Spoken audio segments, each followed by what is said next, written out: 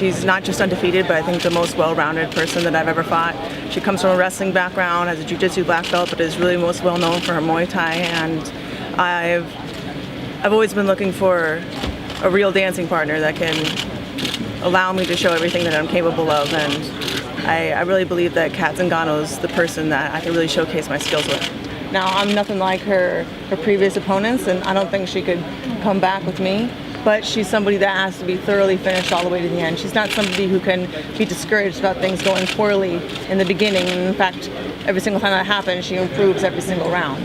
And so I really do believe that the longer the match goes, the more difficult Cat will be. And a lot of people don't know this, but I get better by the round as well. I'm actually a slow starter, it just doesn't look like that. She started with wrestling. She has a Brazilian Jiu-Jitsu black belt. I've still never been to the ground with a Brazilian Jiu-Jitsu black belt in MMA, and have yet to be tested in that area. And she's most well known for her Muay Thai and her striking within the clinch, which, you know, a lot of girls panic when I get to a clinch, and I know she's the type of person to keep a cool mind and actually try to inflict damage from there, which sets her really apart from a lot of these girls. And so she presents a lot of unique problems that I definitely think that I'm very capable of solving, but will take 100% of my focus and she'll have it. With that said, how do you beat her?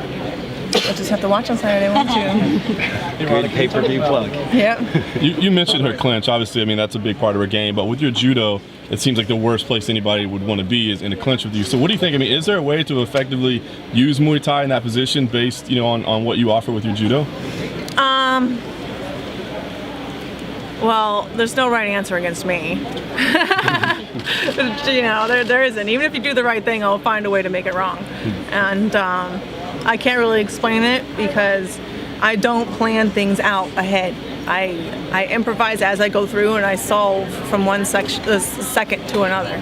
And I only go out and I plan the first exchange, and you know, if someone's weight is shifted slightly this way or that way, if they're turned like this, I will do an entirely different thing. And so I can't really tell you exactly what I'm going to do because I need to know where I am and where she is and where her weight is and where my weight is and where the momentum is going, and I just make it up. You called yourself a slow starter. You know, this past year you didn't look like a slow starter, obviously, but she's been notoriously slow. I mean, people say she's tough and durable because she's had tough first rounds. So do you feel like the first round is the biggest key to this fight, really setting the tone at that point? No, I think every individual second is the biggest key to this fight. There isn't one zone where somebody is vulnerable. They have a space of vulnerability in every single second that passes, and I take it in the sections that small. And I don't think about, oh no, I have to get it all done in this fight or this round, or it's going to get harder here on out. I'm like, no, this is what's going on right now, this is going on right now, this is what's going on right now, and I take it from there. I'm never thinking about, you know, what's going to happen a second from now or a second past. I'm winning every individual second at a time. Ronda, most people wouldn't consider a fighter with 9 first-round finishes a slow starter. In what way do you consider yourself a slow starter? Me? Yeah.